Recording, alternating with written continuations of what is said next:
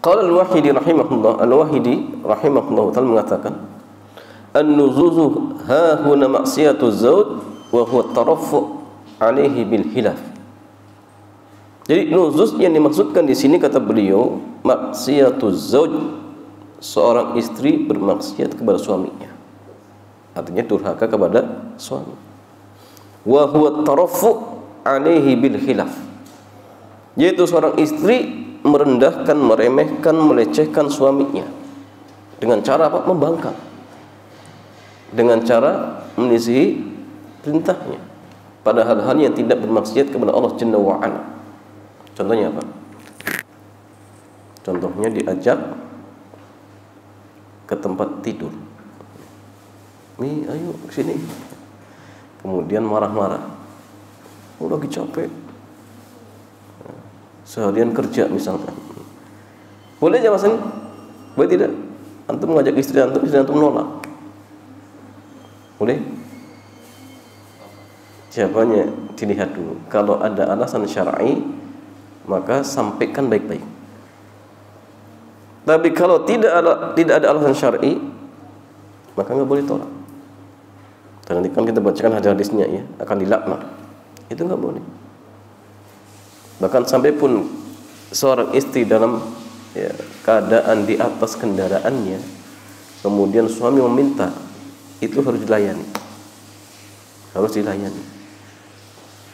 Ya, cuma masalahnya kadang-kadang sebagian istri nggak paham dengan hal-hal seperti ini, coba. Apalagi kalau misalkan istri yang kerja, suami yang di rumah. Nah itu masalah, coba. Seperti ada kisah, ya. Seorang suami dimarah-marahin ketika pas belanja. Jadi dia bawa barang seperti ya tadi tukang panggul, jalannya lambat, dimarah-marahin sama seorang perempuan. Ternyata dia suaminya. Pas diselidiki ternyata kenapa berani seperti itu? Ternyata yang kerja istrinya. Yang kerja istrinya. Nah, sehingga masalah dia seorang suami bisa turun ya harga dirinya kalau apa? Kalau dia yang justru menjadi bapak rumah tangga. Jadi rumah, istrinya yang kerja, ini masalah. Jadi tetap ya kita tempatkan diri kita sebagaimana ya mestinya. Ya, jangan dirubah. Jangan dibalik posisinya, itu penting. Nah, sehingga aja masalahnya kalau misalkan seorang istri disuruh ya, atau diminta oleh suaminya dalam hal-hal yang mubah, kemudian tidak menuruti, maka ini termasuk maksiat. Contoh, suami minta ke istrinya untuk masak, istri nolak, boleh tidak? Boleh tidak jemaah? Dengan alasan kan yang diwajibkan untuk memberikan nafkah atau memberikan makanan suami. Lafaznya kan memberikan makan. Memberikan makan berarti ya sudah masak. Berarti kalau begitu yang masak siapa? Yang masak suami. Istri itu diberikan makan jemaah, bukan disuruh masak. Jadi kewajiban memberikan makan itu suami. Berarti apa? Suami yang masak. Istri tinggal makan. Tapi di kita jemaah, di kita itu tidak ya. Kalau di Arab sudah hal yang wajar. Makanya mereka biasanya minta apa? Kalau nggak suami nggak bisa masak, minta membantu, suruh masak. Itu memang wajar, memang tugasnya suami seperti itu jemaah. Jadi antum bersyukur ya, punya istri orang Indonesia jemaah. Yang masak siapa? Istri antum. Harusnya antum jemaah. Antum berarti masak mulai sekarang jemaah. Cuma ya mas kan sekali lagi, apakah ini maksiat ketika suami minta kepada istrinya untuk masak? Jawabannya tidak. Jadi kalau misalkan diminta dan istri mampu, maka taati suami. Tapi hendaknya suami pun jangan memaksa, karena itu hakikatnya kewajiban dia. Cuma karena ya tadi ya, di negeri kita tradisinya istri yang masak, maka istri jangan membantah dengan hujah tadi ya. Kan suami yang harusnya menyediakan makanan. Tetapi ingat, kalau misalnya perintahnya tidak pada hal yang maksiat, tetap diusahakan untuk ditaati. Dan kalau seandainya misalkan dia membangkang, maka dia termasuk nusus, termasuk durhaka kepada suaminya. Kita boleh lagi contohnya, suami nyuruh istrinya agar tidak berkunjung ke rumah keluarganya. Boleh dia diam? Dilarang sama suaminya tidak boleh berkunjung ke orang tuanya. Taati suami atau dia membangkang, maka tidak jam. Dilihat apa sebabnya, kok dilarang untuk berkunjung ke rumah orang tuanya. Kalau alasannya misalkan syar'i, taati. Tapi kalau alasannya untuk menjauhkan anaknya dengan orang tuanya, oh ini nggak boleh jamaah. Maka dalam hal ini istri memberikan apa jamaah? Ya, nasihat kepada suaminya agar suaminya ya sadar seperti itu. Karena ini maksiat jelas. Ya, tidak boleh. Karena seorang anak walaupun itu perempuan wajib tidak jamaah untuk berbakti kepada orang tuanya. Wajib tidak? Wajib sama. Jadi antum harus tahu, yang wajib berbakti kepada kedua orang tua itu anak laki dan perempuan. Maka sebagaimana antum ingin berbakti kepada kedua orang tua antum, maka antum jangan halangi istri antum untuk berbakti kepada kedua orang tuanya. Nah, jadi melakukan kekeliruan. Dia menuntut agar setelahnya istri memberikan motivasi kepada dirinya untuk berbakti kepada orang tuanya, tapi justru sebaliknya dia mencegah istrinya. Ini keliru dan itu nggak boleh. Itu dibolehkan. Kemudian masalian wa qala atau mengatakan huwa an tata'attar lahu wa tamna'uhu nafsaha. Kata beliau, yang dimaksud nusus itu seorang wanita yang memakai minyak wangi di hadapan suaminya, tetapi dia tidak mau digauli. Tidak mau digauli. Dan tidak mau mentaati suaminya, itu namanya nusus. Berarti ini jamaah yang menunjukkan bahwasanya seorang perempuan juga dianjurkan untuk memakai minyak wangi, tetapi di rumah. Tidak boleh ketika keluar rumah, nggak boleh. Begitu pula jamaah sekalian, kalau seorang istri keluar rumah memakai pakaian yang sudah dicelup dengan molto, boleh tidak? Pewangi pakaian, boleh? Boleh tidak jemaah? Pakai minyak wangi nggak boleh. Pakai molto, boleh? Dilihat, kalau misalkan baunya semerbak, maka nggak boleh. Semana kata Syekh Albani, kalau baunya menyengat, dalam artian ketika dia lewat orang akan mencium, maka ini sama seperti memakai minyak wangi. Hukumnya tidak boleh. Apakah mutlak? Standarnya tadi menyengat atau tidak. Jadi kalau tidak, yang mencium cuma dia misalkan, tidak masalah. Tapi kalau menyengat misalkan orang yang dilewati akan mencium, maka ini tidak boleh. Begitu pula seorang istri itu nggak boleh apa? Gendong anak kecil, yang anak kecil itu dikasih minyak wangi. Dia gendong jalan, kemudian lewat di majlisnya laki-laki, mencium baunya. Padahal ini bau dari anak yang digendong, tetap nggak boleh. Kenapa? Karena orang akan tertuju kepada siapa? Kepada wanita tersebut. Itu nggak boleh. Sehingga ingat, boleh memakai minyak wangi, tetapi di hadapan suami. Berarti di mana? Di rumah. Boleh, tidak masalah.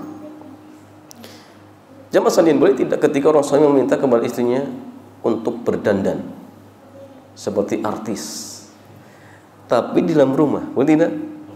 Boleh. Kalau istri nggak mau, dosa tidak ya? Dosa. Ya.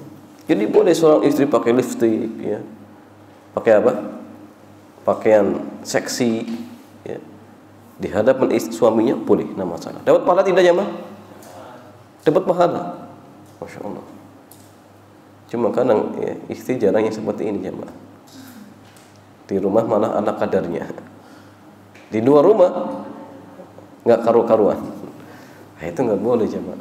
Silakan kalau ingin istilahnya apa jamaah? Melampiaskan apa? Di rumah silakan. Mau model seperti apa, mau pakaian seperti apa, silakan dipakai, tidak masalah. Yang penting bukan pakaian yang tasyabuh. Ya. Maka tidak masalah di hadapan suaminya, boleh. Ustaz, anak sudah tua. Antum jangan berkata sudah tua. Pahala itu ya, akan diberikan kepada siapa saja. Dan bukan anak muda saja yang pengen pahala jamaah. Nabi itu nikah dengan ibunda Aisyah sudah berapa umurnya? Sudah tua. Beliau diangkat menjadi nabi umur 40 tahun. Berarti artinya lebih dari itu. Tapi masih romantis. Kadang balapan lari ya, dengan ibunda Aisyah. Antum pernah jamaah? Ayo balapan lari. Boro-boro jamaah. Ayo kejar-kejaran pakai touring baru. Jadi ya Mas Sandian harus romantis seperti itu ya.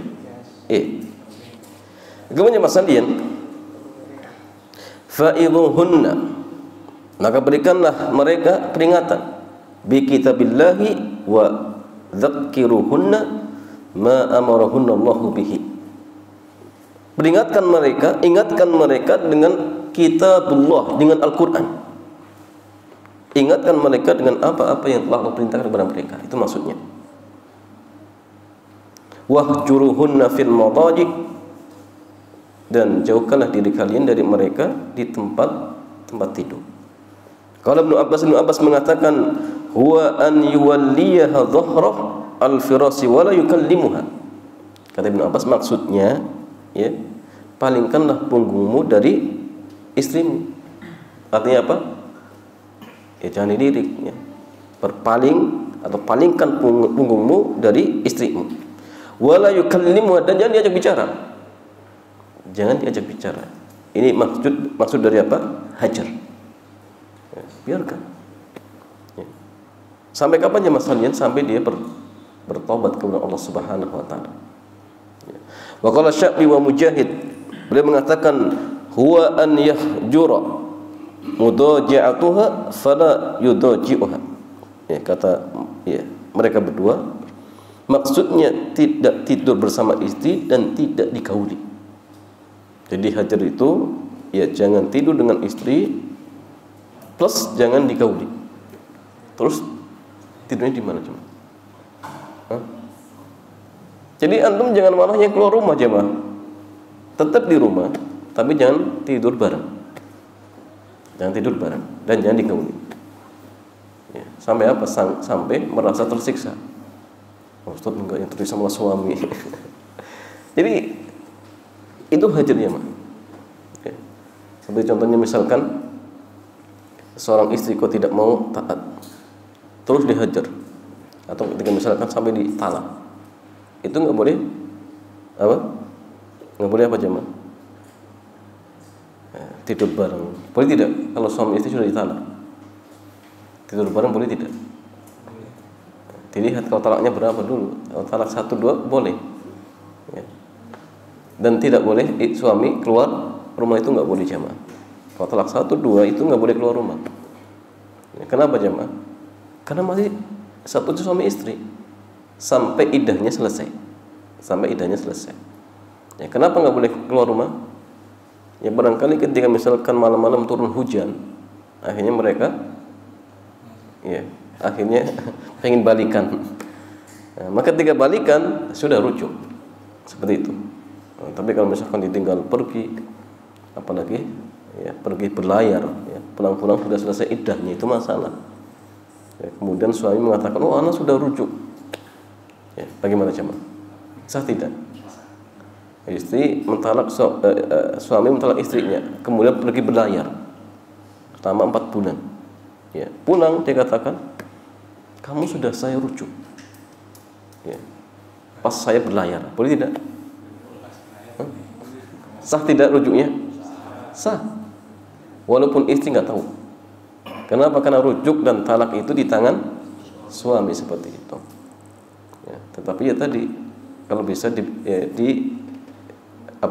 dipersaksikan, itu kalau bisa.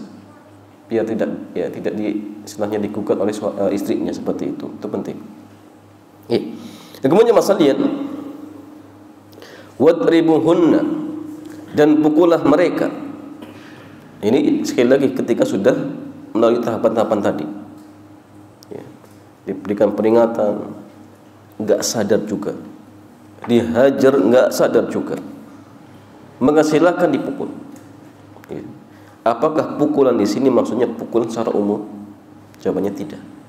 Wadribuhunna darban ghaira mubarrih. Ya, pukullah mereka dengan pukulan yang tidak menyakiti. Ya, apa tujuannya? Ibnu Abbas mengatakan, wa qala Ibnu Abbasin, ya, adaban. Pukulan yang mendidik. Bagaimana pukulan mendidik jemaah? Pukulan yang mendidik itu berarti pukulan itu bisa menyadarkan dia. Berarti bukan apa menjadi objek, bukan apa? Bukan menyakiti, bukan kerasnya, bukan apa istilahnya, sakitnya, bukan. Tapi mendidik atau tidak. Nah, sehingga yang menjadi patokan pukulan ini mendidik atau tidak. Sehingga nggak mesti keras. Contoh gini, anak kecil itu jamaah, ya, ketika badung misalkan, nggak perlu antum pukul pakai balok, nggak perlu. Pakai pulpen saja. Nah, ini, awas nih kalau badung, awas nih. Itu sudah takut, sudah mendidik. Dan itu yang dimaksudkan. Bukan sampai misalkan ambil balok kemudian dipukul sampai dia jatuh sakit. Nah, ini keliru. Ini bukan mendidik, malah menakut-nakuti, bahkan menyakiti. Nah, ini keliru. Sehingga nggak mesti juga antum harus pukul. Mungkin hanya sekedar apa istilahnya, ditempel. Makanya penting orang tua kalau bisa punya cambuk di rumah, digantung saja.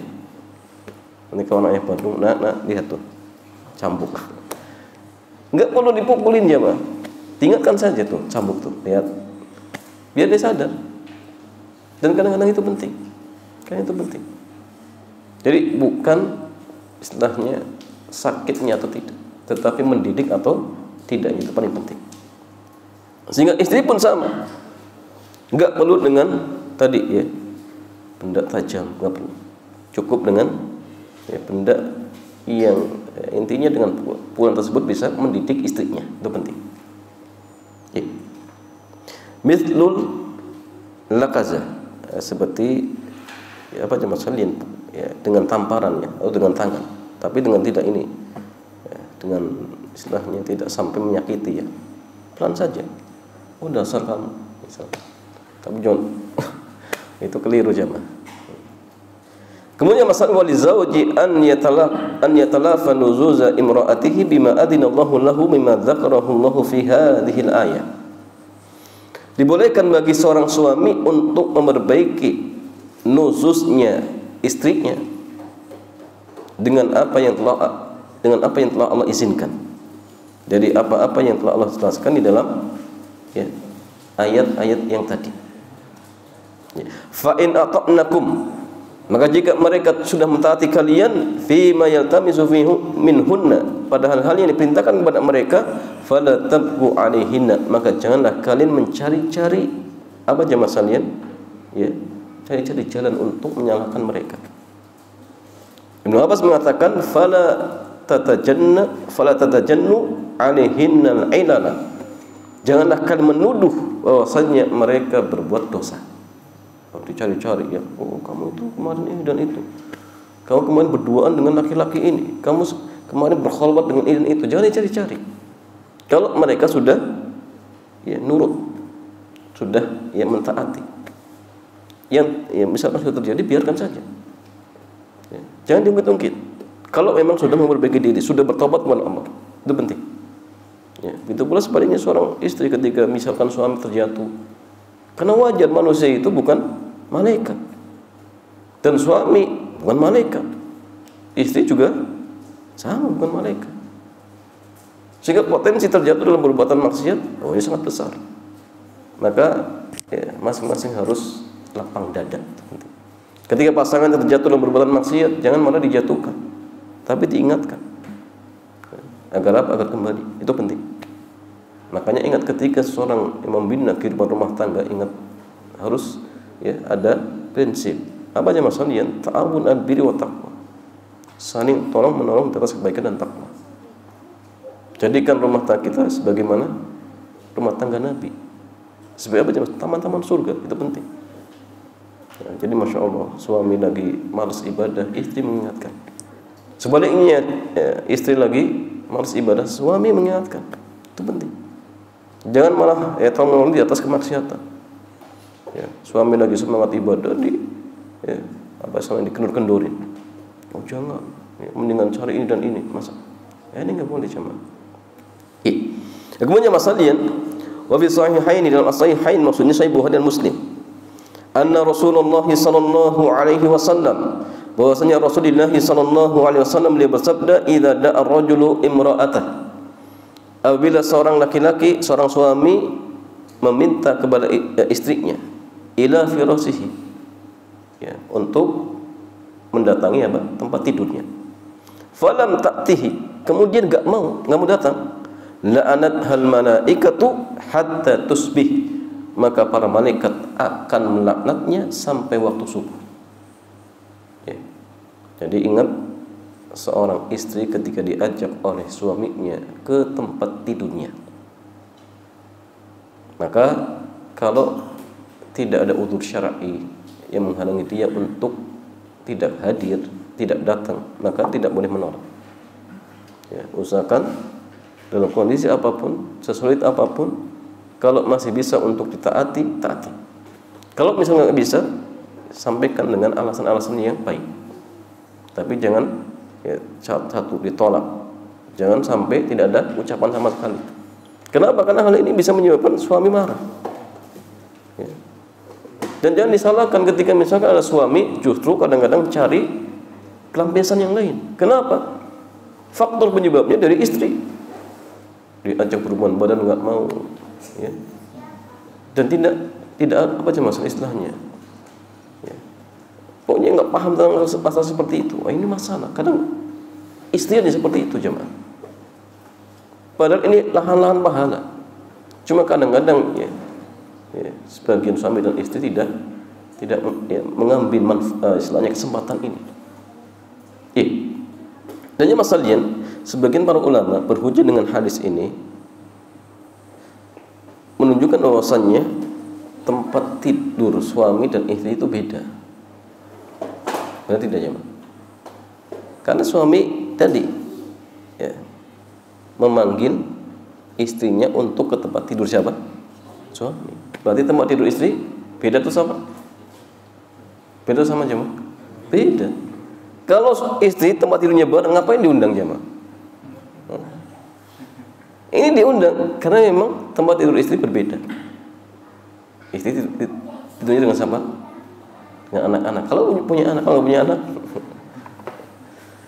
artinya masalahnya, sebagian ulama berhujjah seperti itu, bahwasanya tempat tidur istri dan anak dan suami itu beda. Tetapi sebagian mengatakan, tidak juga. Artinya kalau misalnya nambah lagi, kamarnya cuma satu kamar, rumahnya 2 kamar misalkan, nggak masalah. Tapi kalau misalkan ada yang seperti itu, nggak masalah. Ya, apalagi kalau misalkan suami tidurnya ngorok, istrinya tiap malam terganggu misalkan, ini masalah juga jemaah. Antum nggak kerasa mendolimi istri antum jemaah, maka berobat ya, bisa diobati jemaah, bisa. Ngorok itu bisa diobati jemaah. Nah, itu penting kalau yang punya seperti itu, harus berobat. Kasihan istrinya. Artinya kalau misalkan terapkan ini, ini solusi. Suami tidurnya berbeda, istri berbeda, seperti itu. Tapi bukan berarti kemudian dilarang, tidak masalah. Wa fil labdin fabata wa huwa qadbanu 'alaiha la'anatul malaikatu hatta tusbih. Dalam sebuah riwayat dikatakan, suami bermalam dalam kondisi marah kepada istrinya, maka malaikat melaknatnya sampai waktu subuh. Jamaah sekalian, laknat malaikat itu seperti apa? Kalau laknatnya malaikat kepada orang-orang yang durhaka kepada Allah, berarti doa malaikat agar apa? Agar Allah melaknat. Dan laknat itu artinya apa? Dijauhkan dari rahmat Allah. Dan ingat, doanya malaikat itu makbul tidak? makbul. Maka hati-hati seorang istri, ingat, hati-hati, jangan karena hal sepele seperti ini kemudian menjadikan dia dilaknat oleh malaikat. Jangan, hati-hati. Maka usahakan dalam kondisi apapun, kalau memang tidak ada uzur syar'i, ya, usahakan penuhi permintaan suami. Bagaimana kalau misalkan istri lagi kerja, jemaah, suaminya di rumah, istri kerja di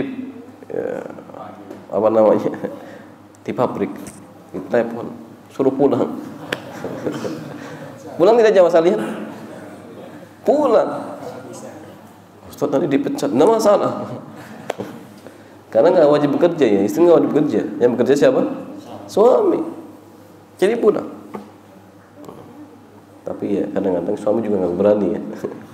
Walaupun misalkan lagi sweet, ya, cari kerjaan. Tapi kalau seandainya terjadi seperti itu, maka tetap istri wajib mendatangi, ya, wajib memenuhi, ya, permintaan suami seperti itu. Walafdu sahihaini, dan dalam sebuah lafaz dari as-sahihain, idza batatil mar'atu hajirata firashi zawjiha, apabila ada seorang istri bermalam dalam kondisi menjauh dari tempat tidur suaminya, fataba alaihi, dan dia enggak mau, ya, memenuhi panggilan, ya, suaminya, illa kana alladhi fis sama, kecuali yang berada di langit, sakhitan alaiha, akan murka kepadanya, hatta yarda anha zawjuha, sampai suaminya ridho. Sampai suaminya ridho. Kalau suaminya enggak ridho, ya, maka yang di langit murka, ya, murka kepada, ya, istri tersebut. Wa an Jabirin, dari Jabir radhiyallahu taala anhu, dari Nabi sallallahu alaihi wasallam, thalathatun la yaqbalullahu lahum salatan, ada 3 orang yang di mana Allah tidaklah menerima salatnya. Ya, ini 3 orang salatnya enggak diterima. Wala turfa'u lahum ila sama, dan amal perbuatannya tidak diangkat ke langit. Wala turfa'u lahum ila sama'i hasanah, jadi amal kebaikannya tidak diangkat ke langit. Siapa mereka jamaah sekalian? Yang pertama, ana abdul abik hatta yarji ila mawalih, seorang budak yang lari sampai dia kembali, ya, kepada tuannya, dan, ya, bersalaman dengan tuannya. Yang kedua, wal mar'atu sakhit 'alaiha zawjuha hatta yarda anha. Yang kedua, seorang perempuan yang suaminya murka, sampai kapan? Sampai suaminya ridho. Nah, sehingga kalau misalkan seorang istri, ya, membuat suaminya marah, maka istri seperti ini, satu, sholatnya tidak diterima. Yang kedua, kebaikannya nggak diangkat ke langit. Pertanyaannya, sholatnya nggak diterima dalam artian apakah sholatnya tidak sah? Nah, sholatnya sah tetapi nggak dapat pahala. Sholatnya sah tetapi tidak dapat pahala. Ya, maka, ya, segera minta keriduan suami. Segera minta keriduan suami seperti itu. Kemudian yang ketiga, wasakron hatta yasihu, ya, orang yang mabuk sampai dia sadar. Maka orang yang mabuk itu jamaah sholatnya tidak diterima, ya. Begitu pula kebaikannya tidak diangkat kepada Allah Subhanahu wa taala. Wa anil Hasan, dari Al Hasan qala, beliau mengatakan, hadatsani man sami'an nabiyya, telah mengabarkan kepadaku orang yang telah mendengar dari Nabi, bahwasanya Nabi bersabda, awwalu ma tus'alu anhu al-mar'atu yaumal qiyamah an salatiha wa an ba'liha. Ya. Perkara yang pertama kali akan ditanyakan kepada seorang istri kelak di hari kiamat, yaitu tentang salatnya dan tentang, ya, keluarganya atau suaminya. Ya. Tanya salatnya benar tidak? Ya, salat 5 waktunya bolong-bolong tidak? Itu pun tentang suaminya.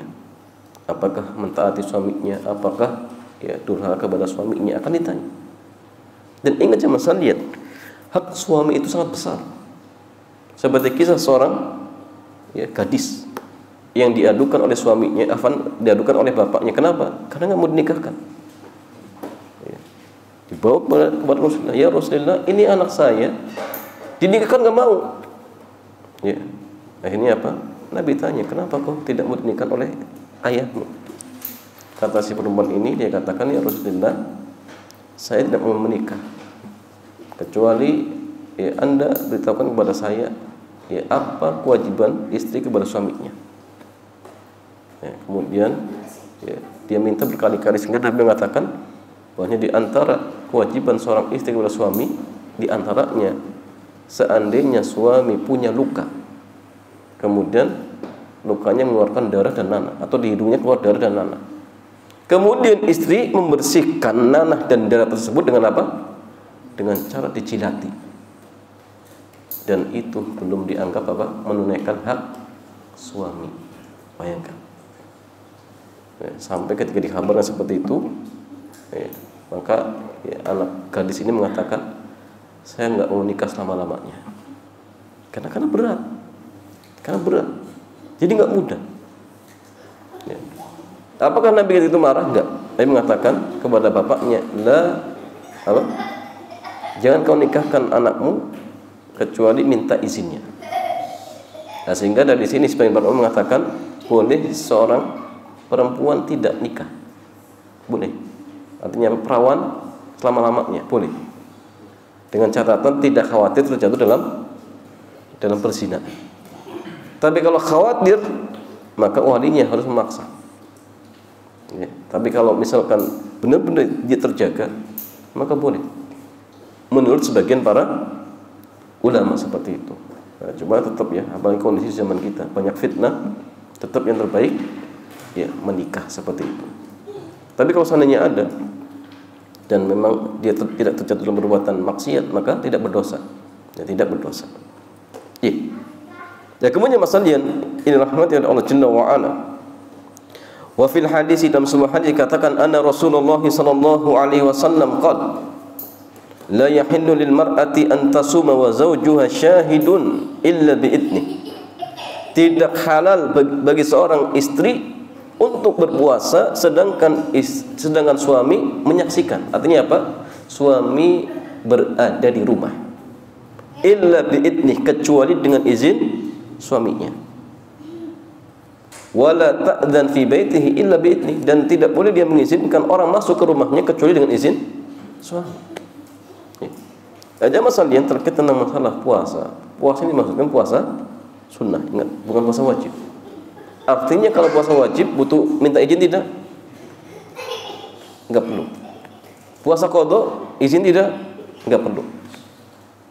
Berarti yang minta izin itu puasa sunnah, dan itu pun ketika suaminya ada di rumah. Artinya kalau suami tidak ada di rumah, minta izin tidak? Enggak perlu. Misalkan suami lagi kerja di luar negeri, telepon, pagi ini saya mau puasa, atau ya, nggak ada faedahnya. Ya. Jadi minta izin itu barangkali suami ternyata di pagi hari itu misalkan ya, syahwatnya lagi memuncak, ya, ternyata dia sedang puasa, ini kan menghalangi. Ya, tapi kalau misalkan suami nggak ada, ya boleh, nah masalah nggak perlu izin, ya tidak perlu izin. Bagaimana kalau misalkan suami mengizinkan kemudian setelah itu dicabut? Gimana sih, tadi diizinkan kemudian pertengahan siang hari suami nggak kuat, mau anak cabut izin anak, sekarang kamu buka, gimana jemaah? Pilih buka atau lanjutkan dengan alasan suami sudah mengizinkan, gimana jemaah? Buka atau lanjutkan? Jawabannya buka. Kenapa? Mentaati suami wajib tidak? Ya. Puasa sunnah? Sunnah. Ketika bertentangan antara sunnah dan wajib, mana didahulukan? Wajib. Nah, ini kaidah. Jadi ketika misalkan ada dua ibadah bertemu dalam satu waktu, satu wajib, satu sunnah, dahulukan yang wajib. Atau dua amal kebaikan bertemu dalam satu waktu, satu manfaatnya lebih besar, satu lebih sedikit, mana yang dahulukan? Yang lebih besar. Atau satu manfaatnya lebih umum, satu hanya pribadi, dahulukan yang mana? Yang umum. Contohnya apa? Habis subuh ada ceramah, Dia belum zikir. Dia belum zikir pagi petang. Dahulukan mendengarkan ceramah atau dia zikir jamaah? Dengar ceramah. Kenapa? Karena dengan ceramah manfaatnya lebih umum untuk dia sendiri dan mungkin juga untuk istrinya nanti di rumah, untuk tetangganya, untuk kerabatnya, untuk orang tuanya disampaikan nanti. Lebih umum. Adapun zikir untuk siapa? Diri sendiri saja. Ya, karena sebagian orang nggak paham. Dia tetap zikir. Zikir ceramah di depan tidak didengerin. Nah ini karena nggak pernah paham mungkin, nggak pernah belajar mungkin. Jadi dahulukan dia dengarkan taklim. Ya, apalagi ya, waktu zikir pagi petang itu ya boleh diundur ketika misalkan nggak sempat setelah subuh, boleh setelah matahari terbit boleh. Yang penting sampai sebelum zuhur boleh, tidak masalah. Tapi karena sebagian tidak paham, nah sehingga ingat ya, tetap tadi dahulukan perintah atau permintaan suami karena itu wajib. Ya, adapun puasa sunnah, ia nilainya sunnah, sehingga dahulukan yang wajib. Ya. Kata beliau, wa makna syahid ay hadirun ghairu ghaibin. Jadi makna syahid di sini adalah suami hadir tidak gaib. Wa dzalika fi shaumi tatawwu, dan ini ketika puasa sunnah. Fala tasumu hatta tasta'dzinu, maka seorang istri tidak boleh dia berpuasa kecuali minta izin. Di wujubi haqqihi wa ta'atihi, karena ya apa jemaah, kewajiban ya haknya dan ya, mentaati suami. Karena ini terkait dengan kewajiban terhadap hak suami, begitu pula kewajiban untuk mentaati suami. Ya, maka karena ada hal yang wajib yang harus nanti konsekuensinya tidak dikerjakan, maka harus minta izin dulu. Kalau sudah diizinkan tidak masalah. Seperti itu. Dan Rasulullah SAW bersabda, "Lau kuntu ya, amiran ahadan an yasjuda li ahadin." Seandainya aku dibolehkan untuk memerintahkan seseorang untuk sujud kepada orang lain, la amartul mar'ata an tasjuda li zawjiha. Sungguh akan kuperintahkan seorang perempuan, seorang istri sujud kepada suaminya. Ya, tapi ini nggak pernah, ya nggak boleh. Ya, memang zaman salin sujud penghormatan itu pernah terjadi. Kapan? Ketika malaikat dimintakan sujud kepada Nabi Adam. Ini sujud penghormatan. Begitu pula syariatnya Nabi Yusuf.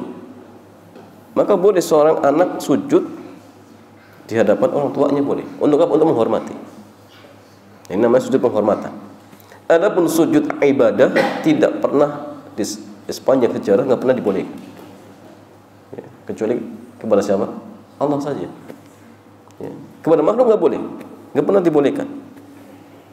Tetapi ketika datang syariat Rasulullah SAW, baik sujud penghormatan, sujud ibadah sudah nggak boleh. Makanya antum nggak boleh demi menghormati orang tua antum sampai sungkem. Itu nggak boleh. Apalagi sujud, itu nggak boleh. Ya. Bolehnya apa? Cium tangan. Boleh tidak antum cium kaki ya? Cium kaki ibu antum. Boleh tidak? Boleh tidak? Boleh tidak cium? Boleh, tidak masalah. Tapi jangan sampai sujud. Orang tua antum lagi berdiri, antum sujud cium. Nah, itu nggak boleh. Misal ketika orang tua antum sakit, diranjang, cium tangannya, cium kakinya, tidak masalah. Ya, tidak masalah. Tapi bukan berarti kemudian minum bekas air cuciannya. Ini keliru jamaah. Ini enggak ada syariat ya, tidak ada syariat.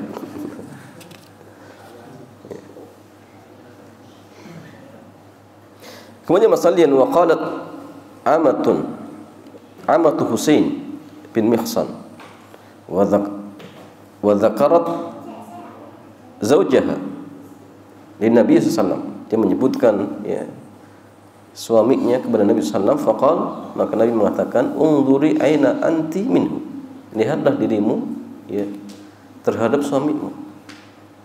Ya, fa innahu jannatuki wa naruki, karena suamimu itu surga dan nerakamu. Ya. Dan ingat jamaah sekalian, seorang istri itu gampang masuk surga. Apa kuncinya? Idza shallatil mar'atu khamsaha. Jika seorang istri sholat 5 waktu, wa shamat syahraha, dan puasa di bulan Ramadan. Wa ata'at ba'daha, dan taat kepada suaminya. Wa hafizat farjaha, dan dia jaga kemaluannya. Apa kata Nabi? Udkhul jannata kaifa syi'ti, silahkan masuk surga lewat pintu mana saja yang kau kehendaki. Jadi mudah masuk surganya seorang istri, itu mudah. Taati suami, jaga kemaluan, sholat 5 waktu, puasa Ramadan, mudah jemaah. Cuma kadang-kadang tadi, apalagi seorang istri yang tadi mentang-mentang dia punya jabatan, mentang-mentang punya pekerjaan, akhirnya suami direndahkan. Ini nggak boleh jemaah. Justru kalau misalkan seandainya seperti itu, ada suami yang kebetulan, ada istri yang kebetulan punya jabatan, punya pekerjaan, harusnya itu dijadikan lahan mendapatkan pahala sebanyak mungkin. Bagaimana caranya? Gajinya sedekah kepada suami, dan walaupun akhirnya kembali lagi, tapi itu nilainya sedekah. Istri misalnya punya gajian banyak, sebagian kasihkan kepada suami, ini sedekah, kembali lagi ke dia dapat pahala. Pada sedekah kembalinya kepada dirinya lagi. Cuma kadang-kadang tadi mereka nggak paham, dia kasih ke orang lain, suaminya butuh. Keliru. Jangan kasih orang lain kalau suami butuh, kasihkan ke suami, dan itu sedekah, sama-sama sedekah. Ya, sama-sama sedekah. Ya, cuma kadang-kadang tadi banyak orang yang tidak paham. Sehingga ikhwani akhwati fillahi azanallahu wa iyyakum. Nah, sekali lagi,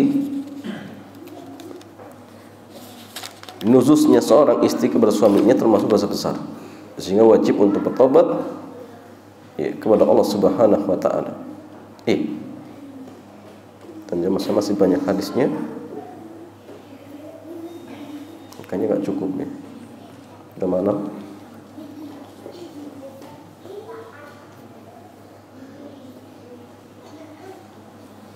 Satu hadis ya, ini agak penting. La yanzurullahu ila imra'atin la tashkuru li zawjiha wa hiya la tastaghni anhu. Allah tidak melihat seorang istri yang tidak bersyukur kepada suaminya, itu pula tidak merasa puas dengan pemberian suaminya. Dalam hadis yang lain, idza kharajatil mar'atu min baiti zawjiha, apabila seorang istri keluar dari rumah suaminya, la'anat hal malaikah, maka para malaikat akan melaknatnya hatta tarji au tatub, sampai dia pulang atau bertobat. Ayu imra'atin matat wa zawjuha anha radin dakhalatil jannah, siapa saja orang perempuan yang meninggal dunia sedangkan suaminya ridha, maka dia masuk surga. Ya. Tapi ya tadi boleh lihat juga ya, kenapa suami kori itu senang? Oh, jangan-jangan biar bisa nikah lagi. Masalah juga jamaah. Tapi kalau yang benar dia itu karena masya Allah istrinya salihah, ya, sehingga ditinggal pun dalam kondisi tetap ridho karena kembali kepada Allah Subhanahu wa ta'ala. Tapi kalau senangnya tadi kebetulan dia mau nikah lagi, oh ini masalah. Ya jamaah sekalian, demikian ini beberapa hadis yang terkait tentang masalah nuzuz. Mudah-mudahan bermanfaat dan bisa menjadi tanbih bagi para istri agar bisa mentaati suaminya semaksimal mungkin.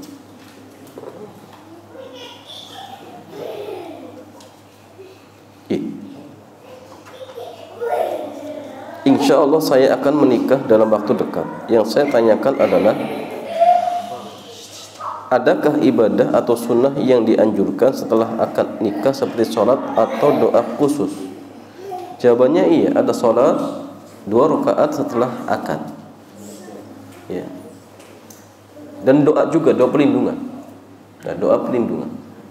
Dan ini sunnah ya, baik ketika baru nikah ataupun ketika memberi seorang budak. Kenapa? Karena kita nggak tahu wataknya. Maka doa kepada Allah, perlindungan kepada Allah agar apa? Dijauhkan dari sifat buruknya. Itu pula agar istrinya diberikan jemas kebaikan-kebaikan. Itu ada syariatnya. Ya, jadi ya ana sarankan antum baca kitab-kitab ataupun fikih tentang masalah nikah. Jadi jangan sampai sudah nikah baru baca-baca. Sekarang baca, belum akad harus baca-baca. Beli yang terjemahan banyak, yang terjemahan banyak.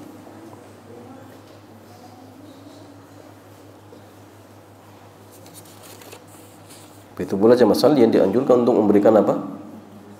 Ya, minuman. Mungkin madu ya. Atau apa lagi jemaah?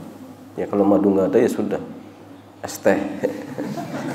Yang penting ya ngasih minuman kepada istrinya. Kalau udah madu kasih madu. Tapi jangan madu beneran ya. Baru nikah dikasih madu langsung. Oh nih, repot jemaah. Madu dari lebah jemaah, maksudnya itu.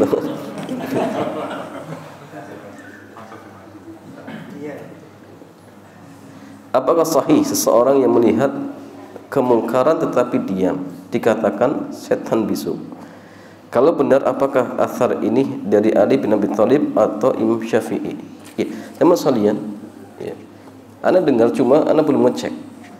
Ya, ini ucapan siapa? Iya, memang ini masyhur seperti setan bisu. Tetapi jemaah sekalian, seandainya kita tidak berpatongan dengan ini, seandainya seseorang melihat kemungkaran kemudian dia diam, tidak mengingkari, ini nggak boleh. Kenapa? Karena Nabi mengatakan man ra'a minkum munkaran falyughayyirhu biyadi. Barang siapa yang dia lihat kemungkaran, jika dengan tangan, fa illam yastati fa bilisani. Jika tangan nggak bisa, dengan lisan. Fa illam yastati, jika lisan nggak bisa, dengan hati. Artinya apa? Harus diingkari.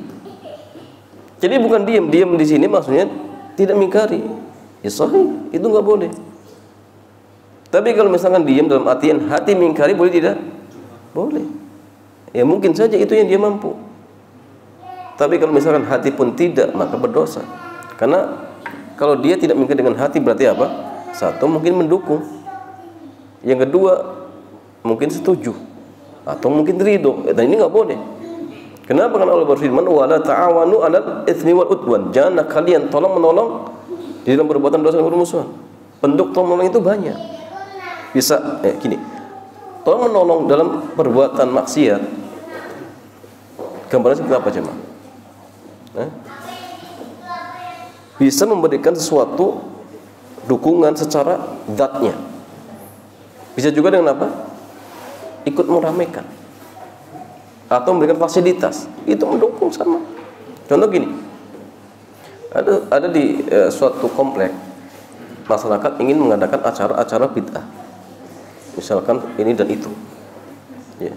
Akhirnya RT-nya meminta kepada warga untuk iuran, datang ke setiap rumah dimintai iuran ya. Kebetulan ini didatangi ikhwan yang sudah ngaji, dia nggak ngasih nggak enak ya. Tapi dia udah ini anak ngasih tapi hati anak benci. Boleh jemaah? Sama saja nggak boleh. Samanya gini, ada orang mau berzina minta apa istilahnya uang. Anak mau zina nggak punya uang, yaudah ini kasih uang tapi hati anak benci. Ya nggak boleh. Itu namanya mendukung. Jadi mendukung itu bisa dengan materi, bisa dengan ucapan, bisa dengan apa, dengan fasilitas, itu sama mendukung. Nah, sehingga minimalnya tadi mengingkari itu minimal dengan hati, artinya apa? Satu, tidak ikut serta, tidak ikut meramaikan. Harus hati itu membenci. Penting.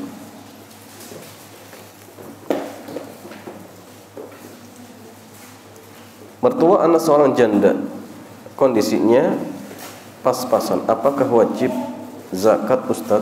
Ya. Jangan salin, kalau zakat itu bagi orang yang punya harta dan harta itu sudah mencapai nisab. Ingat, sudah mencapai nisab. Kalau berupa emas, maka ukurannya berapa? 85 gram. Ya. Kalau misalkan uang, maka tinggal dikalikan seperti emas saja. Kalau 85 gram itu misalkan nilainya 50 juta, berarti kalau uang sudah 50 juta berarti ini sudah sampai nisab. Tapi apakah otomatis dikeluarkan? Ketika seseorang punya harta sudah mencapai nisab, apakah langsung dikeluarkan? Tidak. Tetapi tunggu ya 1 tahun berputar, dengan catatan selama 1 tahun tidak pernah turun. Jadi gini, kalau bulan ini, contoh misal gini, bulan 12 mencapai nisab, taruhlah 50 juta. Berjalan 2 bulan masih, bahkan naik 4 bulan, 5 bulan, 6 bulan, 7 bulan, 8 bulan, 9 bulan, 10 bulan, 11 bulan turun. Jadi uangnya 30 juta. 11, 12, 50 juta lagi. Apa keluarkan zakatnya? Tidak. Kenapa? Karena nggak setahun. Artinya tadi sudah 11 bulan ternyata turun. Berarti ketika mencapai 50 juta lagi, hitung haul dari awal. Putar lagi nanti, tunggu lagi. 1, 2, 3 lagi. Ternyata pas bulan ke-8 turun lagi menjadi 30. Berarti hitung dari baru lagi, seperti itu. Ya.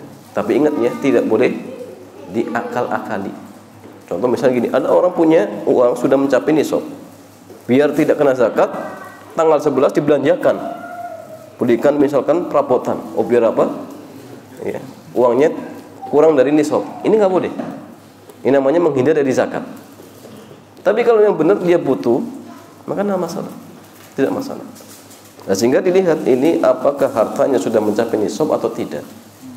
Dan itu pun ingat harta lebih.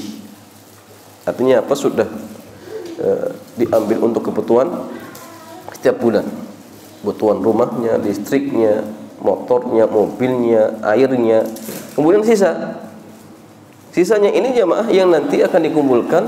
Kemudian kalau sudah mencapai nisab, ini keluarkan zakat. Ya.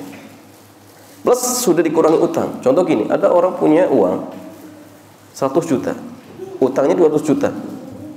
Wajib gak zakat? Wajib zakat tidak jamaah? Sahih nggak zakat? Tapi dia bayar utang nggak mau. Gimana jamaah? Dia punya uang 100 juta, punya utang 200 juta. Dan 100 juta ini sudah berputar 1 tahun. Disuruh bayar utang nggak mau. Bayar zakat nggak mau jamaah. Ini enaknya diapain jamaah? Maka orang seperti ini kewajiban dia harusnya bayar utang. Tapi kalau misalkan dia nggak mau bayar utang, maka sebenarnya mengatakan dipaksa untuk bayar zakat. Dasarnya dia. Aslinya dia nggak wajib bayar zakat. Kenapa? Karena dia punya utang. Tapi utang nggak mau, ya sudah. Kalau nggak mau utang, bayar zakat. Kalau nggak mau bayar zakat, bayar utang. Pilihannya cuma itu. Ya, maka perlu diingatkan orang seperti itu. Anda pernah mendengar hadis tentang menghadiri kajian sama seperti pahala haji atau umroh sebulan 3 kali. Bagaimana dengan hadis tersebut? Wallahu a'lam jemaah. Riwayat siapa ya? Anda belum tahu. Yang ada itu ya man salaka tariqan ya tamis fi ilmin sahalahu lahu bihi tariqan ilal jannah. Ya, ini hadisnya. Itu hadis yang lain ya tentang sayap malaikat itu menghambarkan sayapnya. Di talibul ilmi ridwan, ya, karena ridho dengan penuntut ilmu. Atau kamakal. Adapun nilainya seperti haji dan umrah, wallahu a'lam. Nanti bisa dicek ya. Dan berikan keutamaan dan tentang menghadiri kajian supaya ya jemaah sekalian menghadiri kajian tadi pahalanya surga, digunakan untuk surga. Man salaka tariqan yaltamisu fi ilman sahalallahu lahu bihi tariqan ilal jannah. Barang siapa yang menempuh jalan untuk mencari ilmu, maka Allah akan mudahkan ia masuk surga. Ini pertama. Yang kedua jemaah sekalian, Muawiyah mengatakan dari Nabi sallallahu ya yarfa'il afan man yuridu bi khairan yufaqihu fid din. Barang siapa yang Allah kenai kebaikan, maka Allah jadikan dia faqih dalam agama. Ya. Dan Allah berfirman yarfa'illahu alladziina aamanu minkum walladziina utul ilma darajat. Jadi Allah akan meninggikan orang yang beriman dari kalian dan orang yang diberikan ilmu beberapa derajat. Nah, sehingga artinya jemaah, orang yang diberikan ilmu itu banyak keutamaan. Bahkan dikatakan bahwasanya perumpamaan orang yang ahli ibadah dengan orang ahli ilmu seperti apa? Ya, seperti apa jemaah? Perumpamaan ahli ibadah dengan orang yang berilmu seperti kal qamari kasairi nujum.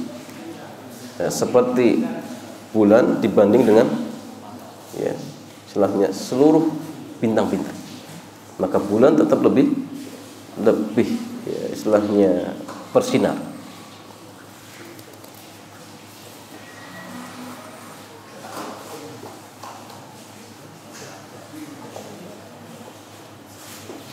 Bagaimana dengan cara memukul atau menghukumnya dengan menakutinya untuk menikah lagi? Menikah dengan akhwat atau wanita yang sudah maksimal belajar ilmu syar'i dan yang sudah mengamalkannya, bukan yang melalaikannya. Ya, jamaah sekalian,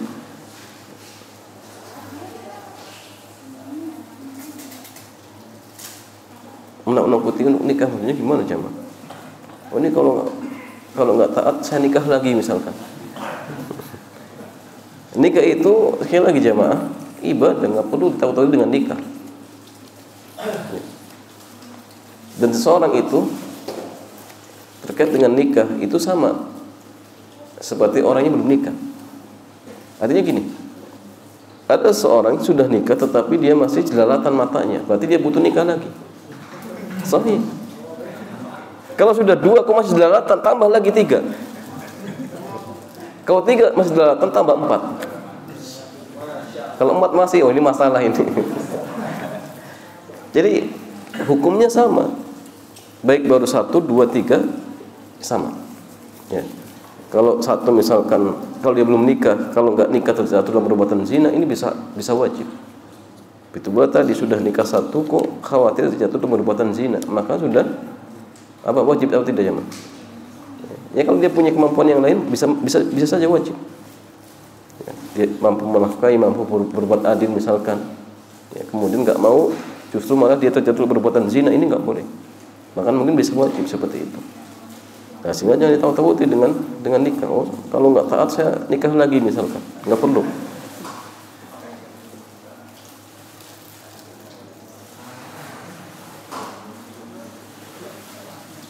Bagaimana hukumnya mempunyai istri yang bersemangat thalabul ilmi akan tetapi sedikit yang diamalkan? Ya jawabannya jemaah, menurut ilmu pahalanya besar. Adapun terkait misalkan dia belum mengamalkan, ya maka dilihat. Kalau yang tidak diamalkan adalah ibadah-ibadah yang sunnah, maka tidak berdosa. Tapi kalau yang tidak diamalkan adalah ibadah-ibadah yang wajib, dia berdosa. Contoh, dia tahu tentang ilmu hukum wajib sholat lima waktu, tapi nggak sholat, dia dosa. Tapi kalau misalkan dia belajar dan rajin ya, belajarnya, tapi nggak mau tahajud, tidak mau duha. Kenapa? Karena mungkin belum ada waktu. Apakah dia berdosa? Nggak berdosa. Tidak berdosa. Kenapa? Karena duha, tahajud, sunnah. Seperti itu. Nah sehingga gini, ya, jangan sampai gara-gara misalkan belum mengamalkan ilmu tersebut, akhirnya apa? Akhirnya nggak mau menuntut ilmu. Ini salah, keliru. Walaupun idealnya ketika kita tahu ilmu maka hendaknya kita mengamalkan. Tetapi kalau misalkan belum bisa, ya maka tidak berdosa. Kalau misalkan ilmu tersebut hukumnya sunnah. Tapi kalau misalkan ilmu tersebut wajib kemudian ditinggalkan, dosa. Atau ilmu tersebut tentang hal yang haram kemudian dilanggar, dia dosa. Dia tahu misalkan berdusta haram, justru dia berdusta, tahu ilmunya, dia berdosa. Nah sehingga perlu dilihat tentang ilmu apa yang tidak diamalkan. Seperti itu.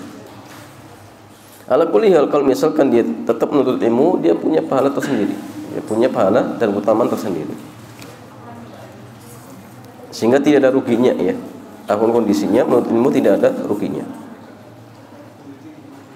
Bolehkah berbohong kepada orang tua dengan tujuan tidak membuat mereka sedih atau kepikiran terhadap anaknya yang jauh dirantau? Ya. Jamaah sekalian, berbohong itu tidak boleh kecuali pada 3 hal. Yang pertama, berbohong iya ketika perang. Yang kedua, suami dengan istri. Yang ketiga, untuk mendamaikan 2 orang yang bertikai. Selain itu jamaah boleh? Enggak boleh. Bohong kepada ibunya agar ibunya senang, boleh jamaah? Boleh tidak jamaah? Enggak boleh. Maka sampaikan baik-baik saja. Sampaikan baik-baik. Kalau misalnya belum waktunya, ya jangan berbohong, nanti saja sampaikan waktunya. Seperti itu. Daripada dibohongi kemudian tahu malah sakit hati nanti. Oh, ternyata kamu bohong. Nah, sekarang mungkin senang, tapi kalau misalkan ternyata ibunya tahu bagaimana? Lebih parah lagi, lebih parah lagi.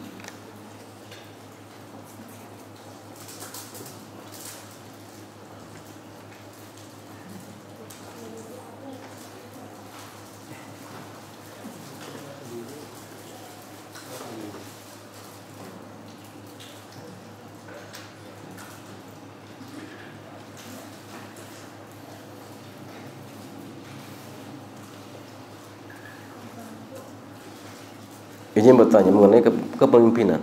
Misalkan pas pemilu kita mencoblos salah satu calon, entah itu calon presiden, MPR, DPR, padahal kita tidak mengenal calon tersebut, bolehkah kita golput? Misalkan kita asal dalam mencoblos, setelah itu jadi ternyata pemimpin yang kita coblos melakukan banyak kemaksiatan, misal korupsi dan lain-lain. Apakah yang mencoblos ikut bertanggung jawab? Ya. Kita masalahnya gini, terkait golput ataupun tidak, ya, adapun golput boleh tidak jamaah? Boleh, itu hak kita juga. Antum memilih boleh tidak? Boleh jamaah? Jawabannya gini, kalau antum memilih apa hujahnya dulu? Apa hujahnya? Kalau memilih dalam artian, misal memilih mudaratnya lebih ringan, boleh tidak? Dua-duanya ini mudarat juga. Satu, misalkan mengharamkan muslim sholat, ya, satu tidak. Tapi dia juga buruk. Yang dipilih mana? Ya, sama yang buruk tapi tidak melarang sholat, sama-sama buruk. Sehingga milihnya kita itu bukan berarti kemudian setuju, bukan. Milihnya kita itu karena apa? Menghindari mudarat yang lebih besar. Sehingga mungkin tidak yang dipilih itu berbuat salah. Mungkin. Kalau dia berbuat salah, kita dosa tidak? Ya tidak. Karena kita memilihnya karena menghindari mudarat yang lebih besar seperti itu. Tetapi ingat gini, kalau antum ingin memilih pemimpin, maka dikatakan oleh para ulama kita, la tu'til imarata liman sa'ala ilaiha. Janganlah kau berikan kepemimpinan kepada orang yang minta-minta. Kira-kira ini bisa diterapkan tidak di negeri kita? Enggak bisa. Berarti enggak ada yang layak sama. Sahih? Sahih. La tu'til imarata liman sa'ala ilaiha. Jangan kau berikan kepemimpinan kepada orang yang minta-minta. Kenapa? Karena itu jadi enggak amanah. Apalagi misalkan ketika dia nyalon, Masya Allah, yang keluar sampai ratusan juta. Ketika jadi apa yang dilakukan? Bagaimana uangnya kembali? Tapi pilihlah pemimpin yang tidak minta-minta. Kenapa? Karena dia akan amanah. Maka dulu para ulama kita nggak ada yang minta-minta, yang ada diminta. Maka kalau diminta dan antum berhak, jadi. Ya. Tapi kalau minta-minta jangan dipilih. Kecuali tadi ya babnya mengambil mudarat yang lebih ringan. Maka seperti ini sebagai para ulama kita mengatakan boleh. Ya. Tapi kalau antum nggak tahu sama sekali, bagaimana jemaah? Ya, sama-samanya ini nggak, mana yang mudarat lebih besar? Ya ada pilihan tadi, kan golput nggak dilarang, sahih? Golput nggak dilarang, selesai sudah. Wallahu a'lam.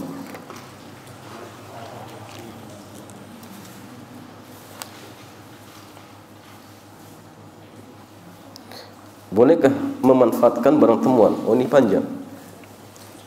Barang temuan itu ada secara garis besar ada dua. Ada yang tafi, ada yang ghairu tafi. Yang tafi itu yang ringan. Makanya seperti ini boleh langsung dimanfaatkan. Atau nemu misalkan uang 1000, boleh kan langsung dipakai? Boleh. Kenapa? Barang yang ringan.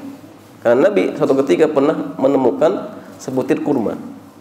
Dan Nabi mengatakan seandainya saya tidak khawatir ini kurma sedekah, saya akan makan. Artinya berarti barang-barang yang remeh itu boleh langsung dimanfaatkan. Ya. Kalau selain itu, maka dilihat. Bisa temuan itu berupa hewan, bisa berupa apa? Buah-buahan, bisa berupa binatang, bisa berupa ya, selain dari itu, emas, uang, ya, dan lain-lain. Dan ini barang-barang yang berharga. maka nanti ada konsekuensinya. Ya, ala kulli hal, ya, boleh mengambil dengan catatan apa? Dia tahu dirinya amanah, dia siap untuk mengumumkan selama satu tahun, dan dia siap untuk menjalankan syarat-syarat yang lain. Ya, jadi gini, kalau barang tersebut berupa hewan, maka hewan itu pun ada dua. Ada hewan yang bisa menjaga diri, ada yang tidak. Yang bisa menjaga diri maka tidak boleh diambil. Contohnya apa? Contohnya unta, kerbau. Maka ini bisa menjaga diri, maka tidak boleh diambil. Biarkan saja tuannya menemukan diri, menemukan ya, unta tersebut. Jangan diambil. Contoh yang lain apa? Burung. Burung itu pun kalau diambil. Kenapa? Burung bisa terbang. Jadi tidak bisa menghindar dari mangsa. Maksudnya kalau ada burung yang terbang milik orang lain, jangan diambil jamaah. Itu nggak boleh. Kecuali antum ambil untuk dikembalikan ke pemiliknya, boleh, tidak masalah. Tapi kalau tidak diperbolehkan. Tidak diperbolehkan. Tapi kalau misalkan hewan tersebut tidak bisa menjaga diri, seperti contohnya apa? Kambing, ya, maka silakan boleh diambil. Itu pun dengan catatan nemunya di mana? Di hutan. Kalau di rumah antum ya jangan. Itu kambing tetangga jam. Kalau di hutan silakan. Kenapa? Karena kalau diambil dimakan serigala. Maka silakan diambil. Pertanyaan, kalau diambil kemudian apa konsekuensinya? Ya sama tadi, siap diumumkan. Ya. Tetapi ada 3 cara. Pertama, silakan dipelihara. Ya. Nanti kalau pemiliknya datang, maka kembalikan barangnya. Antum minta ongkos. Oh ini sudah 10 tahun, anak minta bayaran 100 juta. Maka barangnya silakan diambil. Misalkan sampai berkembang biak sampai 1000 ekor, bawa saja. Saya minta ongkosnya saja. Seperti itu. Yang kedua, boleh dimakan, sembelih. Tapi dia ganti dengan harga. Tetap dia catat sifat-sifatnya, kambing ini jenisnya ini, kemudian warnanya ini, laki-laki jantan, sambil dia umumkan selama setahun. Ya. Selama setahun ternyata misalkan tidak ada yang ngaku, ya sudah, itu jadi hak milik. Tetapi tetap dia harus bersedia untuk mengembalikan. Seandainya 10 tahun, 15 tahun ada yang datang dan menyebutkan ciri-ciri yang tepat, ya, maka harus dia kembalikan uangnya, berikan kepada dia. Makanya gini, kalau antum nemu barang, ketika mengumumkan jangan semua sifat disampaikan. Kalau misalkan antum nemu kambing, sampaikan saja, barang siapa yang kehilangan kambing datangi saya. Jangan antum sebutan jantan, jenisnya ini, semua disebutkan. Orang datang ngaku. Jadi kalau tadi kambing saja, nanti kalau ada orang datang tanya, kambing antum jantan atau perempuan, jantan atau betina, jenisnya apa? Kalau ternyata misalkan beda, ya sudah, suruh pulang. Oh ini bukan. Jadi selesai. Karena kalau sudah 1 tahun nggak ada yang datang, nggak ada yang tepat, ya sudah hak milik. Seperti itu. Atau saya yang ketiga, dijual, kemudian uangnya disimpan. Ini kalau binatang. Tapi kalau misalkan buah-buahan, misalkan antum nemu semangka 5 karung, misal, ini cuma ada dua. Pertama apa? Dimakan, silakan sampai habis. Kemudian diganti uang. Yang kedua dijual, uangnya disimpan. Tapi tetap ya dihafal sifat-sifatnya, karungnya jenisnya ada berapa, kemudian ya, semangkanya warnanya apa, itu diingat sambil diumumkan selama setahun. Nanti kalau yang datang menyebutkan sifat yang tepat, maka kasihkan uangnya, seperti itu. Kalau misalkan berupa apa lagi? Berupa selain dari itu, misalkan emas, kemudian uang, maka silakan, ya boleh diambil dengan catatan tadi, dia tahu dirinya amanah, siap untuk mengumumkan selama setahun. Ya, dan nanti ada aturannya. Hari pertama, hari kedua, hari ketiga, itu di mana? Itu ada aturan. Ya, kemudian kalau misalkan setelah 1 tahun kemudian tidak ada yang datang, maka itu sudah hak milik. Tapi tetap dia harus siap, seandainya setelah 1 tahun, 2 tahun, 3 tahun, 4 tahun, 5 tahun ada yang datang dengan menyebutkan ciri-ciri yang tepat, dia harus mengembalikan. Seperti itu.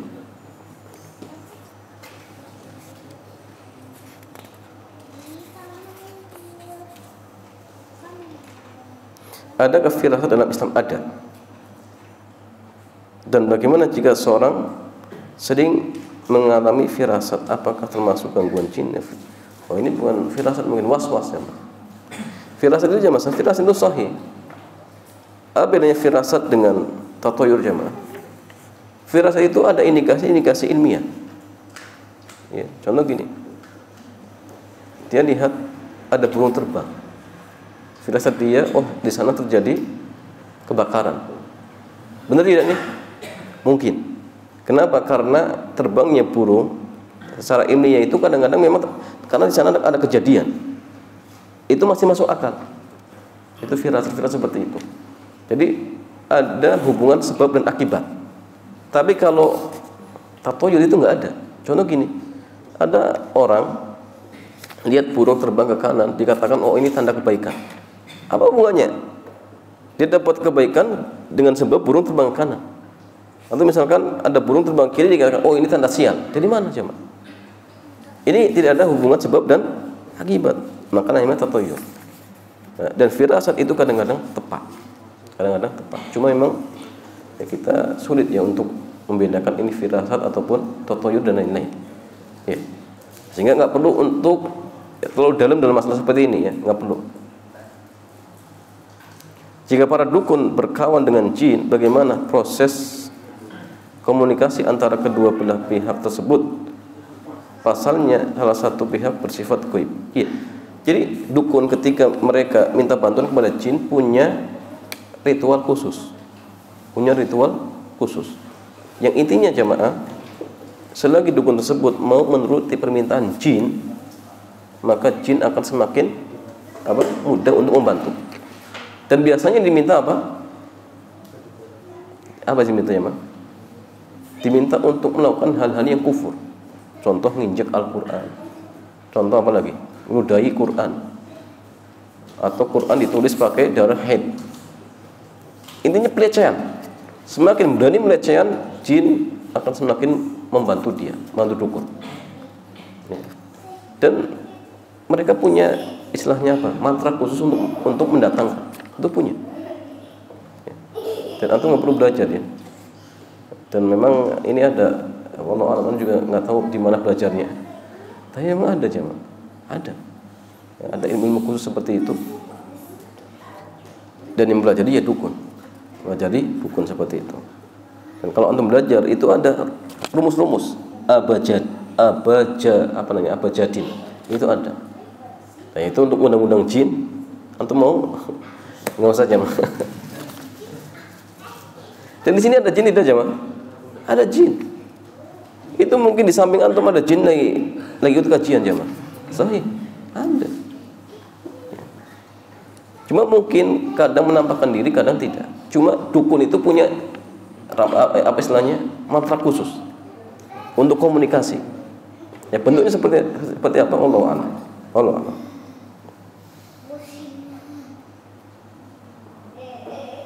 Ustaz minta rekomendasi buku untuk mudah dan lancar bahasa Arab. Kira mudah untuk menemukan jin yang ya banyak jemaah. Kalau antum ingin belajar bahasa Arab, kalau Syekh Muhammad bin Shalih Al-Utsaimin beliau menyarankan pelajari Jurmiyah. Cuma memang sulit bagi non Arab, itu sulit. Tapi kalau misalkan antum ingin lebih menantang, Jurmiyah. Antum belajar Jurmiyah. Ya. Kalau antum hafal ini, hafal baitnya, insya Allah mudah. Ya. Begitu pula amsalah asrifiyah itu yang kuning, antum hafal saja, insya Allah sudah modal bisa. Cuma kalau ingin lebih agak ringkas ataupun agak mudah lagi, sekarang banyak terjemahan banyak, Muyasar misalkan. Tapi antum pilih terjemahannya. Kalau antum bahasa Arabnya itu pun mudah sebenarnya, Muyasar. Ya, siapa pengarangnya? Aceng ya. Aceng Zakari itu juga mudah. Nanti kalau misalkan nahwunya, afan sorotnya, antum hafalkan al-amsilah at-tasrifiyah. Kalau ingin lebih mendalam lagi, tapi ini mendalamnya tidak terlalu tidak terlalu tinggi, antum pakai Hasan. Ya. Tokoh apa? Persis ya. Hasan. Itu juga bagus kitabnya. Bagus. Kalau ingin lebih ini lagi detail ya bisa Mukhtarat atau Mulakhas, itu juga detail ya. Ya antum sesuaikan dengan kadar antum. Dan kalau misalkan belajar bahasa Arab itu perbanyak ya literasi. Antum bisa terjemahan banyak. Jadi ketika ada masalah di sini misalnya bab tamyiz, antum nggak paham, antum buka buku yang lain, dia biasanya paham. Di sini belum paham, antum cari terjemahan yang lain, biasanya paham. Sambil tetap bahasa Arabnya antum pelajari. Ya, kadang-kadang sebagian kita agak sulitan belajar bahasa Arabnya untuk belajar di rumah, murojaah sulit. Maka perbanyak terjemahan. Di samping bahasa Arab tetap itu dipelajari, untuk terjemahan itu memudahkan. Itu penting.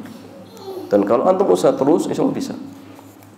Teman-teman kita yang di UGM, mereka belajarnya sama di luar, tapi mereka bisa sampai akhirnya keterima di Madinah. Modalnya di luar, belajarnya nggak di pondok. Cuma mereka sungguh-sungguh. Seperti murid-muridnya siapa? Ustadz Aris Munanda, itu kan banyak dari Ustadz.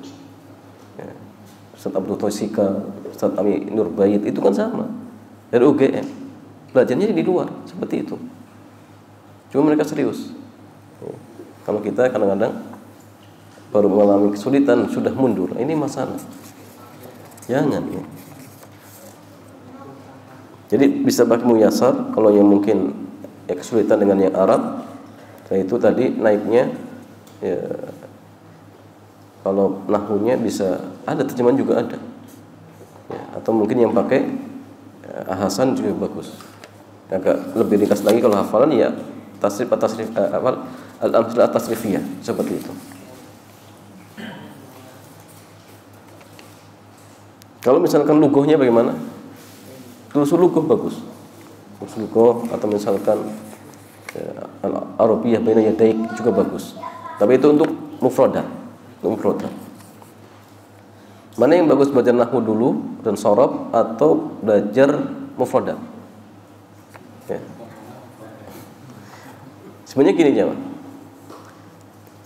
Kalau ditanya seperti ini gini, saya tanya lagi, target antum bahasa Arab itu untuk apa? Kalau antum bahasa Arab belajarnya untuk jadi TKI, ya silakan mufradat. Belajar bicara saja, selesai. Tapi kalau antum belajar bahasa Arab untuk baca kitab, ya dahulukan nahwu shorab. Karena gini, kalau antum belajar kosakata, bisa bahasa Arab. Kalau antum tinggal di Papua sendiri, pakai tidak? Antum bicara sama siapa ya, kecuali ada teman antum yang bisa bahasa Arab. Tapi kalau antum bisa nahwu shorab, entah antum tinggal di Papua sendiri, antum masih tetap bisa bicara dengan apa? Kitab. Bisa dipakai. Nah itu makanya target antum untuk apa? Baca kitab atau untuk sekedar berbicara? Ya. Nah kalau ingin sekedar berbicara, ya silakan belajar mufradat. Tapi kalau misalkan ingin kitab, konsen ke nahwu shorab.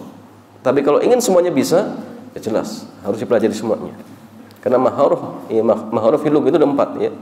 Ada kitabah, menulis, kalam, kemudian mendengar, kemudian apa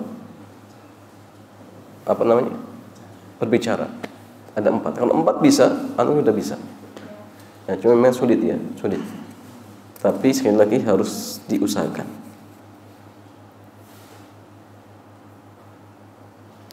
Apabila kita sudah talak istri 1 atau 2 kali, terus rujuk lagi, apakah kalau terjadi pertengkaran bisa kita talak 1 lagi?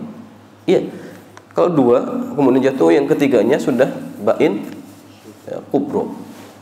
Ketika itu nggak boleh nikah lagi, nggak boleh rujuk, kecuali kalau istri sudah nikah dengan laki-laki lain. Jadi kalau 1, 2 tinggal 1. Kalau sudah 2 rujuk misalkan, kemudian talak lagi, itu bain kubro, sudah nggak bisa kembali lagi, kecuali kalau istri nikah dengan laki-laki lain. Seperti itu.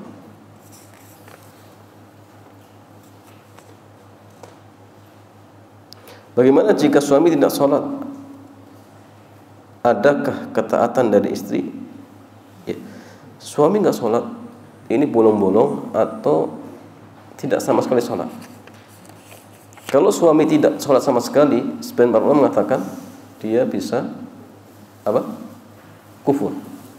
Kalau kufur berarti nikahnya apa? Ya. Nikahnya itu di pending, apa istilahnya? Dianggap apa istilahnya bahasa kitanya itu? Ya. Di apa? ditangguhkan, ditangguhkan. Jadi dia nggak boleh hidup serumah, nggak boleh. Dia boleh rujuk lagi, boleh tinggal serumah kalau suami mau sholat. Kalau tidak sudah selesai, ya, sudah selesai. Ya. Sehingga kalau misalkan suami total dianggap dia kufur, maka statusnya bukan suami istri lagi. Tapi kalau masih bolong-bolong, kadang-kadang tidak, yang tepat dalam masalah ini dia masih muslim, sehingga masih dianggap suami istri. Cuma suami dalam hal ini berbuat maksiat, dan maksiatnya apa? Syirik, maksiatnya dosa besar, sehingga istri wajib untuk mengingatkan, wajib untuk mengingatkan, ya. Dan jangan ditinggal, diingatkan agar dia sadar. Apakah harus akad ulang jika suami melakukan pembatal keislaman? Maksudnya gimana? Maksudnya suami murtad, maka dilihat kalau dia murtad kemudian masuk Islam lagi, apakah di masa iddah atau tidak? Kalau misalkan di masa iddah, maka tidak perlu mengulang apa? Akad nikah, nggak perlu. Tapi kalau misalkan sudah keluar iddah, misalkan 3 bulan sudah selesai, atau 3 haid selesai misalkan, maka sebenarnya mengatakan diulang. Sebenarnya mengatakan tidak, karena nikahnya tadi ditangguhkan saja sampai dia masuk Islam. Seperti kisah siapa? Zainab dengan siapa? Abdullah bin As, Abdullah bin Amr bin Affan, siapa? Abul As. Ketika Zainab masuk Islam, tentu ya masuk Islam ya, suaminya tidak mau masuk Islam, dan itu batasan lama, ya. Tetapi ketika Abul As masuk Islam, langsung otomatis menjadi suaminya. Nah, sehingga sebenarnya mengatakan ditunggu sampai kapanpun dia masuk Islam, maka selagi istri ini belum nikah dengan yang lain, maka sudah dianggap seperti suami istri lagi, nggak perlu akad baru. Tapi dia mengatakan sampai iddah, sampai iddah. Sehingga kalau misalkan ingin lebih hati-hati, ya silakan. Kalau sudah habis iddahnya, kemudian ingin kembali lagi, silakan akad baru. Ini lebih selamat, lebih lama seperti itu. Tapi kalau masih di masa iddah, tidak perlu akad baru.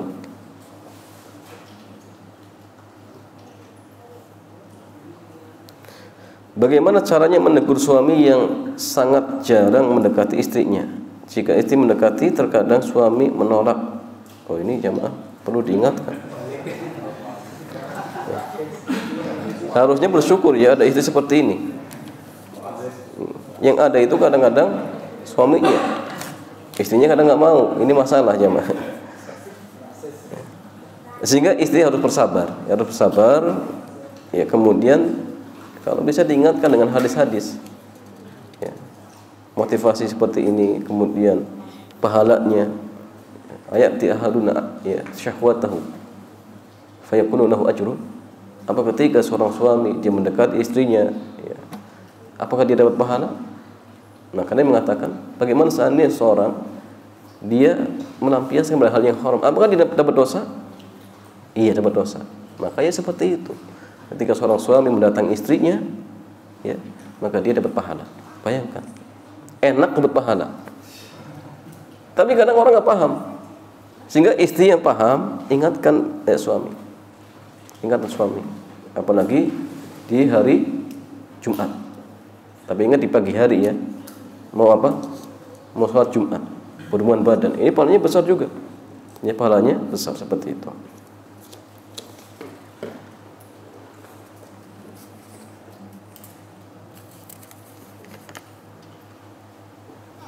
Misal ada wanita yang akan dikhitbah tapi disuruh beristikharah oleh pihak keluarga laki-laki, dan pihak wanita tidak bersedia karena tidak tertarik dengan calon laki-lakinya. Apakah berdosa?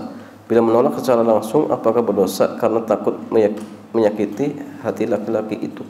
Nah, masalah kalau misalkan tidak cocok, ya, bahkan kalau misalkan diterima kok malah mungkin ya tertekan, terpaksa, maka sampaikan saja bahwasanya ya belum cocok. Jangan istilahnya dipendam, sehingga suami atau calon suami berharap, ya, akhirnya apa? Dia nggak mau cari yang lain gara-gara tadi mengambang statusnya. Nah, maka sampaikan saja bahwasanya dirinya belum cocok, selesai. biar dia cari yang lain. Jangan tadi istilahnya apa? Digantung ya, jangan. Enggak kasih jawaban seolah-olah memberikan harapan. Ini kan masalah. Justru ini menyakiti. Jadi sampaikan saja bahwasanya memang tidak cocok atau belum cocok. Enggak masalah.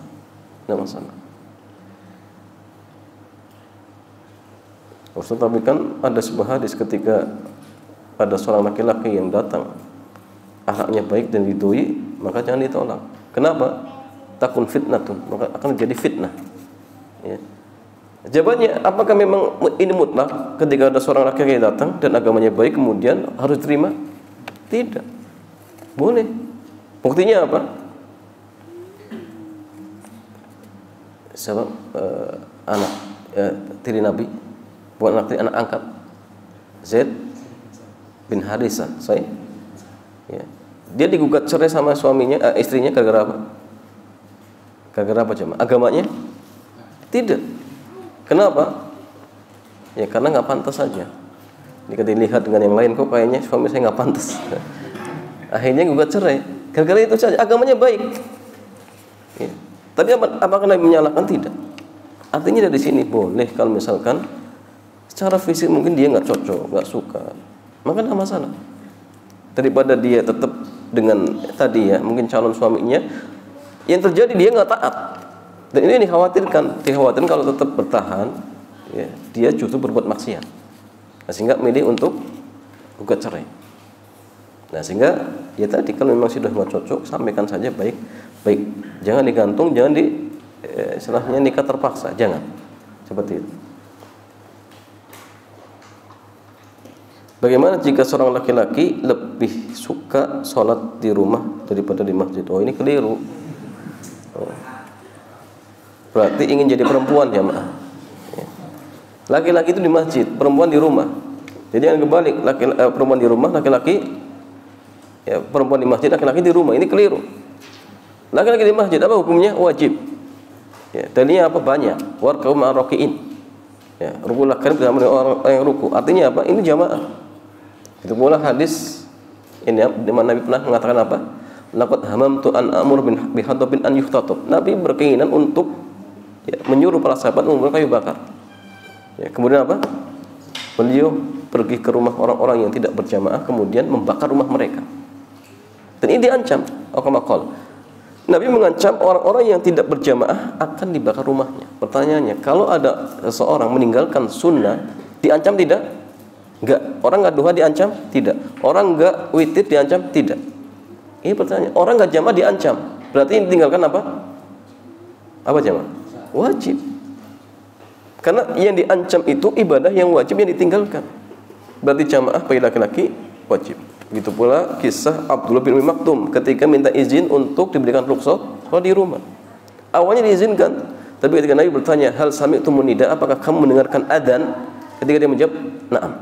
Apa yang Nabi katakan? "Fa'ajib." Kalau begitu kamu harus datang. Begitu pula syariat jamaah ketika sholat khauf, ketika perang. Bayangkan, ketika perang saja mereka tetap jamaah. Bagaimana kalau dalam kondisi aman?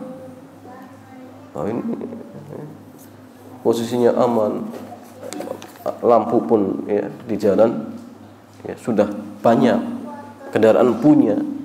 Apa yang menghalangi nggak berjamaah? Ya, Ustaz kerjaan ya masalahnya. Ya.